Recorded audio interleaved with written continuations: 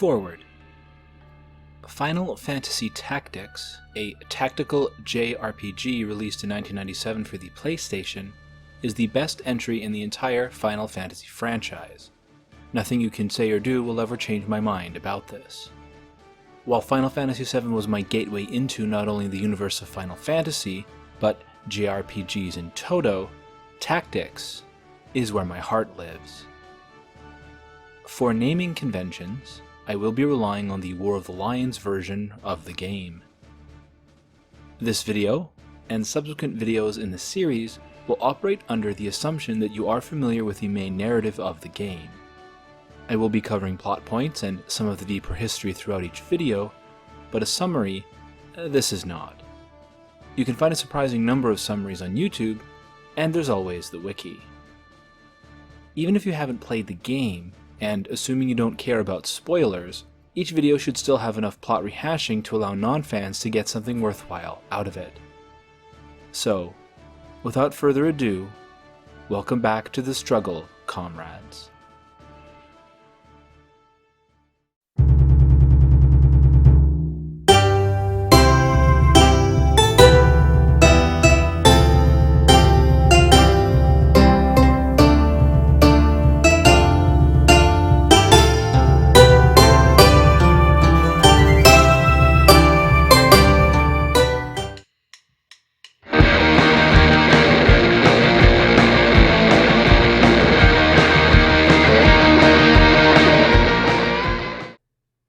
In the shadow of the 50 Years' War. The first chapter in Final Fantasy Tactics, War of the Lions, is titled The Meager. The choice in chapter names reflects the broad themes of each, and are expressed through the entwined stories of the two main protagonists of Final Fantasy Tactics, Ramza Beolve and Delita Hyrule. The events depicted follow Ramza and Delita from the graduation at the Gallionne Academy to the tragedy at Ziekten Fortress. In this chapter, the primary antagonists are the Corpse Brigade, led by their commander, Wygraf Foles. During the 50 Years' War, Wygraf led a troop of soldiers formed from the peasantry who called themselves the Dead Men. However, once the war was over and the soldiers returned to Gallionne, they were summarily dismissed without any payment for their services in defense of Ivalice.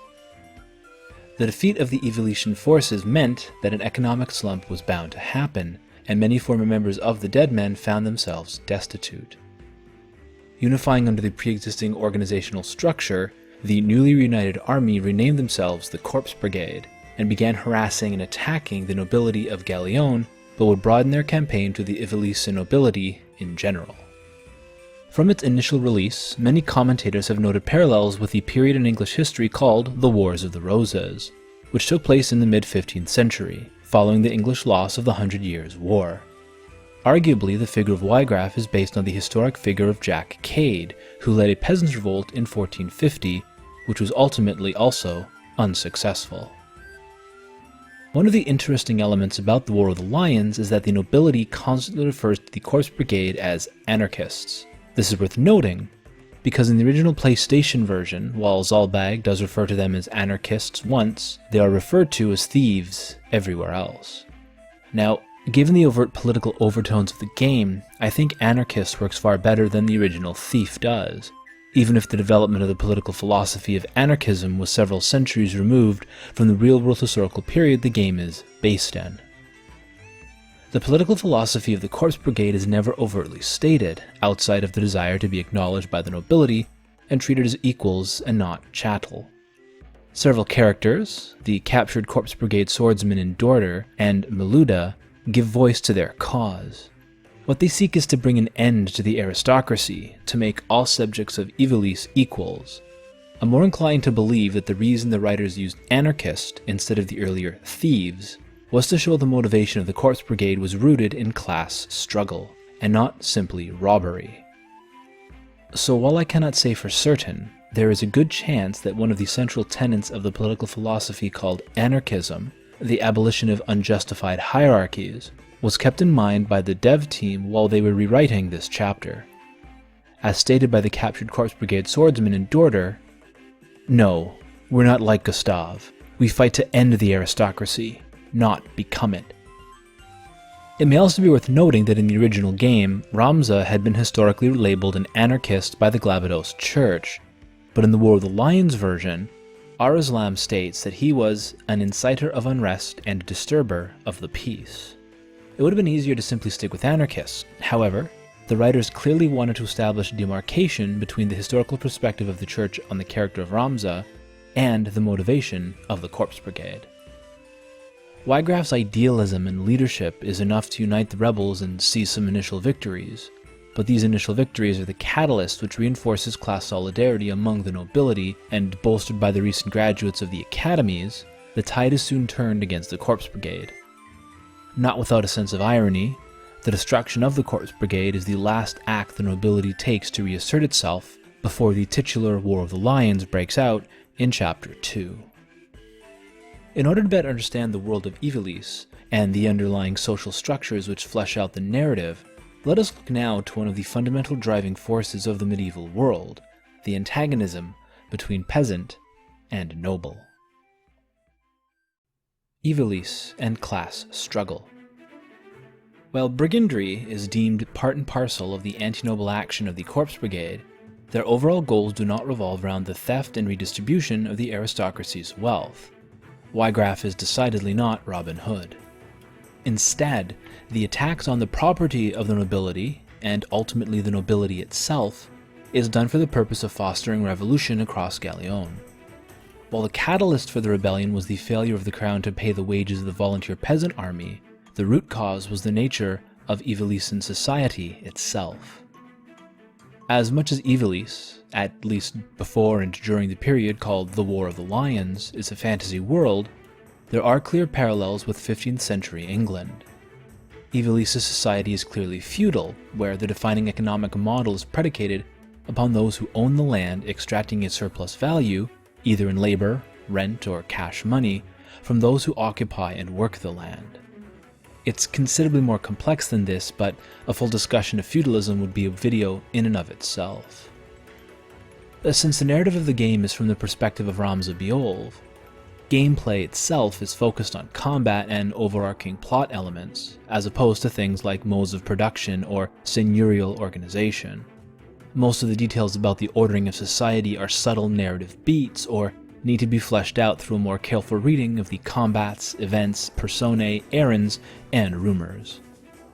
That there is this incredibly deep world building, which is almost entirely optional, is an excellent way to use the game's mechanics to reinforce the player as historian.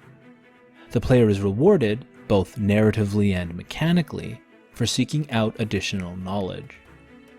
Thus, we have two antagonistic narratives pushing along the events of Chapter 1, that of the nobility and that of the peasantry. The central thematic conflict of this chapter is the question of why the Corpse Brigade has instigated their rebellion, and to what ends do they seek resolution. The game provides us with two answers because we, as the player, are able to view the events from two intractable positions. The nobility has an answer, and it is foundational to the entire edifice of their worldview. Non-nobles were preordained by God to be lesser men. It is in their very nature to be weak, stupid, and churlish. Thus, it is also in their nature to be avaricious. Now, it might seem like this representation of the nobility's disdain in the narrative is hyperbolic, but from a historic perspective, it is actually very accurate. According to the historian Paul Friedman, in his text, Images of the Medieval Peasant, peasants were contemptible, and so could function both as symbols of reversal or inversion, and as direct objects of disdain. Not only did they symbolize the dishonest, unchivalric, and lowly, they were dishonest, unchivalric, and lowly, it was supposed. It was their real baseness that made parodies explicable. Now, if this characterization feels familiar, well, then you already know who we'll be talking about next. Argath is a bastard. But as much as Ramza and Delita are supposed to be mirrors of each other in the wide sweep of the narrative, during the events of Chapter 1, it is Argath Theodulphus who is the mirror to Ramza. Argath is the worldview of the nobility without the filter of sentimentality which blinds Ramza to the true nature of the society he lives in. The last scion of House Thedalphus, a noble house whose fortune turned sour when the house patriarch, Argath's grandfather, betrayed his comrades during the 50 Years' War. Seeking to restore the standing of his house, Argath is ambition personified. Argath, unlike Ramza, is not motivated by ideology, but by his own material interest. He knows what it is to be a noble, the glory of what his house once had, which is now lost. Argath's existence is on the fringes, still a noble, but from a ruined house, initially ingratiating himself into the service of the Marquis Elmdor de Limbury, but eventually arriving to command a small unit for the Order of the Northern Sky during the siege of Ziekten Fortress.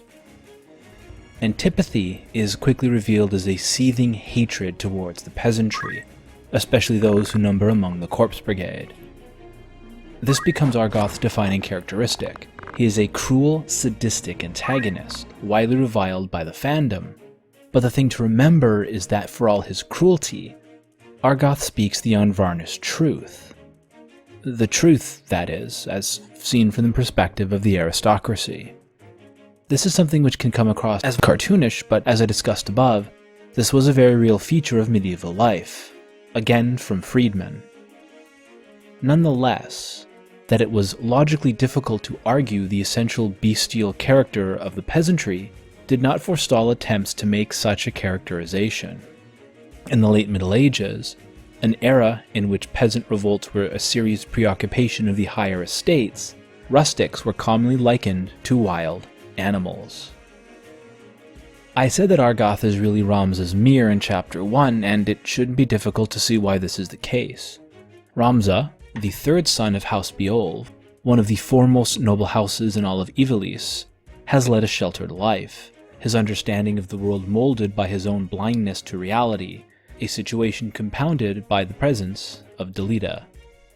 Delita and his sister Titra were taken in by Ramza's father Barbaneth as wards when their parents, tenant farmers on the Beolv Manse, died from the Black Plague. And so he and Ramza developed a close relationship in their youth, so much so that Delita was able to attend the academy. But this arrangement turns out to be far more fantasy than reality, something unequivocally laid bare during the tragedy at Ziekten Fortress. It is Argath, his words and deeds, which begin to chip away at the carefully constructed edifice Ramza has built for himself. As the narrative unfolds and the reality of what it means to be a noble, and the cruelty it necessarily directs towards the peasantry becomes apparent, Ramza grows visibly disconcerted. Ramza, although he is our hero and the player's avatar, does not come through very well in his final exchange with Argath. Clinging to his naivety to the last, he is unable to recognize what he has just witnessed with his own eyes. Ramza cannot imagine that his brother would sacrifice Titra simply for the honor of the Northern Sky. Winning the battle, but losing the war, Ramza's world literally comes crashing down. Ironically, owing to his station, while his world falls apart, he is able to simply turn and walk away. The entire backstory is supposed to engender sympathy for Ramza, explain why he is now a mercenary, and help us realize that he is our tragic hero. The thing is, what we actually learn from Chapter 1 is that Ramza is wrong. Ramza is, despite having completed his basic training and being recognized as a capable combatant, still a child. His life had been one of comfort and safety, undergirded by a strong sense of justice we are to believe runs in his veins. His father, after all, was Sir Barbaneth Beolv, knight gallant and saviour of Ivalice. When during the events of Chapter 2, Gafgarian jests that Ramza's sense of justice was strong, we take him at his word, because we too believe that Ramza is the perfect arbiter of justice. But this isn't the same Ramza we have come to know in Chapter 1. In Chapter 1, his naivete is matched only with his utter inability to see the world as it is, rather than as it ought to be. This is why Argath grates so harshly against Ramza, and why he is the perfect mirror to him. Argath has experienced hardship and has matured far past where Ramza had, at least until their battle at Zichton Fortress. One of these script changes, which I think was better in the original, occurs just after Ramza, Delita, and Argath learn that Titra was kidnapped. After Argath mockingly states that the life of a peasant girl isn't worth the honor of the Order of the Northern Sky, Ramza dismisses him. Just before Argath exits the screen, he informs Ramza that the Corpse Brigade are likely fleeing to Zichton Fortress, and then calls Ramza, "You spoiled, rotten boy." The thing is that Argath isn't lying. He is absolutely telling the truth. As the last few events of Chapter 1 play out, Ramza learns just how correct Argath was about the nature of the world and about Ramza himself. Ramza listens or speaks directly to both the swordsman in the Dorder slum and Maluda at the Thieves' Fort, both of whom overtly air their grievances about the way they have been treated by the nobility. Despite this, when Ramza encounters Maluda for the second and final time, he is still ignorant of why the Corpse Brigade have rebelled in the first place. Maluda chides his ignorance yet again, but Ramza still fails to understand. As much as we are supposed to hate Argath, and the game makes this very easy, we are forced to recognize that his worldview is not unique to his character alone. He has less tact, less adherence to the veneer of civility which guards the tongues of Ramza's older brothers Daistarg and Zalbag, but it has nevertheless given voice to the true feelings of the Ivalisan nobility. Ramza is too stubborn, has lived in blessed ignorance his entire life, and so Argath's condescending words are more than he can take. Perhaps if Ramza had been more forceful, been more willing to see past the ideology which governed his understanding of the world, the tragedy at Zichton Fortress could have been prevented. This is part of why, later on, Ramza comes to accept that he was responsible for the death of Titra, because in case it isn't already clear, Ramza is Argath. When you step back from your perspective as the player and place the events of Chapter 1 into the wider context of the overarching narrative, what does Ramza spend his time doing? Who is it that Ramza actually draws his blade against and puts down without a second thought? The poor, peasants, and those among them who would dare to fight back against their oppressors. Absent the monster fight in the Siege Weald, every story battle in Chapter 1, up to Zichton Fortress, is fought against members of the Corpse Brigade. Again, one of the alterations to the original game's translation which I feel lost some of the emotional weight is when you travel to the San Rat Siege, and one of the Corpse Brigade members yells, "Oh God, the Hokuten!" In the War of the Lions version, the surprise is there, but the expression of abject terror is lost. At the conclusion of the battle, Ramza exclaims that, "These sand rats are long in the slaying." I think this comment puts what Ramza is really doing into perspective. So while Ramza believes he is guided by his own sense of nobility and commitment to justice, this is, to paraphrase philosopher Slavoj Žižek, pure ideology. The idea that the nobility have been preordained to rule by God, that their inborn nobility and valor justify their place in the hierarchy of Ivalisan society, has been the background noise of Ramza's entire life. This romantic sense of himself, and more significantly his family, is the justifying ideology of House Beowulf and the entire ruling class. Ramza has so thoroughly internalized this paradigm that he is literally unable to see outside of it. Ramza is, in reality, driven by his own class interest. The Corpse Brigade threatens the order of Gallionne, and by wider implication, Ivalice, an order which exists by design to benefit the nobility. Ramza is taken aback by the callousness and cruelty which Argath displays toward the peasantry. This much is clear. Ramza's actions in Chapter 1 reveal that he will still crush any dissent as brutally as is necessary. There is no meaningful difference between Argath and Ramza. Of course, the central conceit of the meager is the second answer to the original question I stated the chapter posed. Why have the Corpse Brigade instigated their rebellion? We've seen the ants the nobility has constructed its world around, and, with even the best of intentions, what indifference to the suffering of the masses it creates.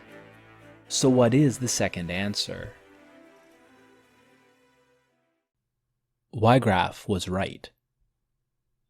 Yes, and this isn't some subtext or my Marx-addled brain reading too deeply into it, it's very blatant in the text of the game itself.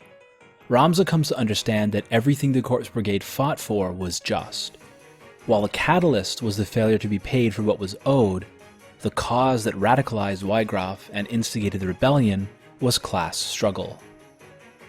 Miluda Foles, the younger sister of Wygraf, is perhaps one of the most noble and well-written side characters in the game, and her story is a microcosm of the tragedy which played out in Evilis on a much wider scale. Miluda, like her older brother, left their home to form the Dead Men, essentially a volunteer army of peasants, to bolster the troop strength of the Order of the Northern Sky in their defense of Evilis from the invading Ordalian army. Promised payment for their services, at the conclusion of the war, they were summarily dismissed without compensation.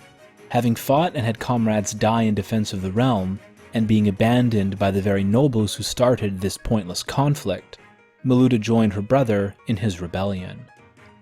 The Dead Men were transformed into the Corpse Brigade under the leadership of Wygraf, and their quest for justice began. Swelling their numbers with the disaffected and dispossessed who could be found all over Gallionne, they focused on attacking the nobility. By the time Ramza becomes involved in suppressing the rebellion, the Corpse Brigade are already starting to lose their initial momentum. With dissension among members, some being bought and used as infiltrators by the nobility, some becoming despondent at the futility of their struggle, it isn't long before they are put on the defensive.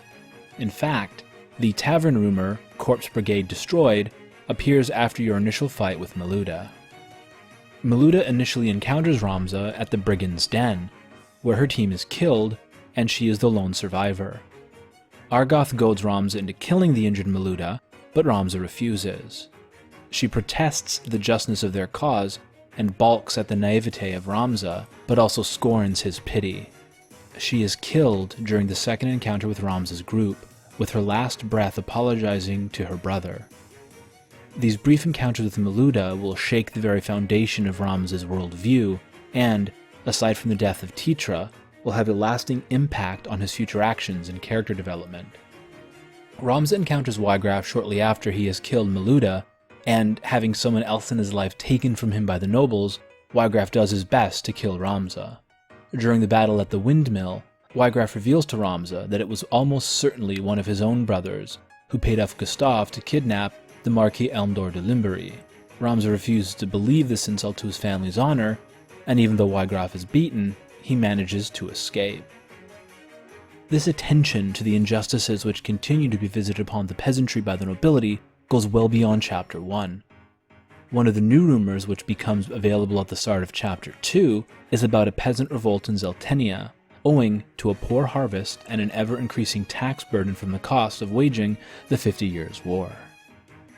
Although it happened almost 70 years earlier than Jack Cade's revolt, the Great Revolt of 1381, more commonly called the Peasants' Revolt, saw widespread uprisings across southwest England in response to overtaxation and corruption at court. While more recent historiography has shown that the organizers and participants were not only serfs, but from a wide swath of English society, the stated goals of the revolt included the abolition of serfdom. While the rebels, once they had taken control of London, were initially able to achieve their aims, Richard II confirmed all of their demands. Shortly thereafter, Parliament forced him to overturn his pledges. I mention this because while Jack Cade's rebellion is the more probable direct inspiration for Wygraf and the Corpse Brigade, with his proximity to the outbreak of the Wars of the Roses, the aim of their rebellion was more in line with those of the Great Revolt of 1381. To wit, the sense that society was organized in an unfair manner, that the institution of serfdom was inherently unjust, and that the common people should not be treated as chattels simply owing to their birth, had been a criticism of medieval English society for centuries before the institution would be abolished. While history is replete with rebellions and revolutions, in England at least, These were at best temporarily successful, and at worst, futile exercises of political violence. Both the 1381 and 1450 rebellions saw some initial successes. In both cases, the king was forced to hear the concerns of the rebels and issue concessions and pardons. Once the rebels had dispersed, however, counter-revolutionary actions would swiftly put down any lingering resistance and re-establish the status quo as soon as was possible. This is because, by and large, the purpose of these rebellions was the airing of grievances to the king in as direct a manner as possible. Utilizing violence, the default manner of asserting power in a feudal society, the rebels made themselves heard. Revolution, the overturning of the established political and social hierarchy through mass protest and violence, was not what was sought in either the Peasants' Revolt or Jack Cade's rebellion. Unfortunately for Wygraf and the Corpse Brigade, the Duchy of Gallionne, to say nothing of the Kingdom of Medievalists, was simply not at an advanced enough state of economic and social volatility to foster a popular revolution to bring an end to the feudal state. History is replete with brief flashes of popular revolutionary uprisings, spurred on by a growing sense of worsening economic and social injustices, but they seldom result in successful revolution.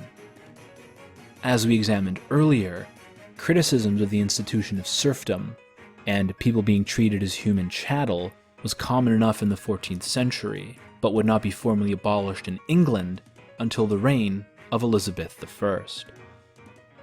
This isn't to say that the Corpse Brigade was naive or foolish. Given the circumstances they found themselves in, there was really little recourse left open to them. The very real threat which the Corpse Brigade represented, the fear that it inspired in the Ivalisa nobility, was only suppressed by the combined effort of all four of the knightly orders. It is ironic, then, that the person who ends up taking up the cause of the Corpse Brigade, who comes to embrace and embody the class struggle which undergirds the narrative of Final Fantasy Tactics, is Ramza. But I think I've gone on long enough, and in case it isn't clear, the thread which ties these videos together is class struggle. The next 3 chapters are a little more opaque about this, especially compared to Chapter 1, so to conclude, I'd like to examine the primary framing device of Final Fantasy Tactics. Is Ar-Islam a reliable narrator? So, while one of the future videos in this series will examine the concept of historical revisionism, I just wanted to briefly mention that while Ar-Islam is ultimately our true point of view character, his perspective should not be treated as being neutral or necessarily objective. The role of the historian is the study and interpretation of documents in an effort to develop a set of facts which can be said to be an accurate reflection of the past. Good historians will be quick to acknowledge and take into their account their own biases and the biases of sources they use. Approaching the material as objectively as possible is a goal, but subjectivity always enters into any analysis beyond the mere recitation of facts or data. The idea of the unreliable narrator, that is, deliberately making the audience question the story the narrator presents, is a concept which is often used in literary and film analysis. Coined by Wayne C. Booth in his 1961 text, The Rhetoric of Fiction, Booth used the term analytically to refer to characters within the work who were morally compromised. In more popular usage, especially in film, the concern with the ethical status of the narrator is less important than their own inherent biases and interpretation of events, perhaps most famously used in Akira Kurosawa's Rashomon. I mention this because the 2 screens of text at the beginning of Chapter 1 are incredibly revealing and give us some insight into Ar-Islam's interpretation of the past. He presents to us, the player, the interpretation of events through the perspective of the nobility. The historical conditions which have led to a large contingent of the urban and rural poor of Gallionne organizing and forming the Corpse Brigade are provided, but then we immediately get moralizing about these same aggrieved peasants becoming rogues and traitors, men donning the thief's cloak and plotting treason against the crown. This continues on the second screen, as we are told the civil unrest led to murder and theft. The cadets of the varied military academies, young adventurers and mages alike, drawn of course from the nobility, were used to stymie these threats to the crown. This is precisely the worldview of Ramza, and so this should not come as a surprise. It is, however, a very subtle and effective way of priming the player to simply accept Ramza's perspective as correct. Keeping in mind that the last big text dump was at the very beginning of the game, when we are introduced to the historian's study as framing device, which ends with agreeing to join Arslan on a quest for the truth. If we simply accept that Arslan, as the historian, is the reason that the player can assume the God's eye view of the narrative, then this definitely lends credence to aligning our assumed morality with Ramza's ideology. Given what I've discussed above, and how this framing is gradually revealed to be false, this may represent a shift in Arslan's own biases, but given he's writing with at least some foreknowledge of these events, I think a stronger case can be made that it is Ramza's perspective which shifts, in spite of Arslan's. Which is not to say that Arslan really fits the role of an unreliable narrator. That's why I phrase the title of the section as a question. The framing device of the game is based on his role as historian and how his revisionist narrative reveals the true history behind the War of the Lions. So I do not think the game devs intended his perspective to be called into question. See, this is where the acknowledgement that historians have their own inherent biases, which can affect the interpretation of the past, becomes an important conceit.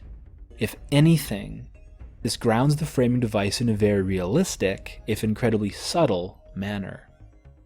Even Arslan, in his quest to discover the truth, is not free from the romanticism which clearly marks representations of this period in Medievalists history.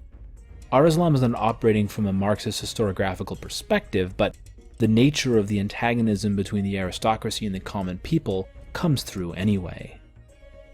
So as we come to the end of this video and we take our leave from the class struggle in Medievalists, I'd like you to remember that our own perspectives are no less susceptible to inherent bias, and that no interpretation can be said to be truly objective. History is not so clear-cut as popular accounts make it out to be, and you will find that when you stop to look at an event from a different perspective, your understanding of the past can change. The struggle continues. No war but class war. Afterward. My intention isn't to release videos in this series which will directly correlate to the individual chapters of the game, because while each chapter does have its own theme, so to speak, they don't really neatly break down so readily. Chapter 1 stands apart because it presents the worldview and the system which Ramza will come to be an open revolt against. Even here, I've pulled in events from subsequent chapters to show at least a little of this thematic cohesion throughout the game.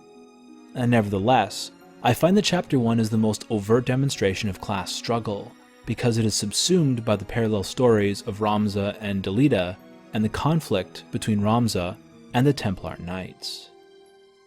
I'll be touching on it in the video on historic revisionism I've already teased, but it may be worth noting that in the study of medieval history, the Marxist idea of class conflict underlying the basic shape of feudal society is taken as a given.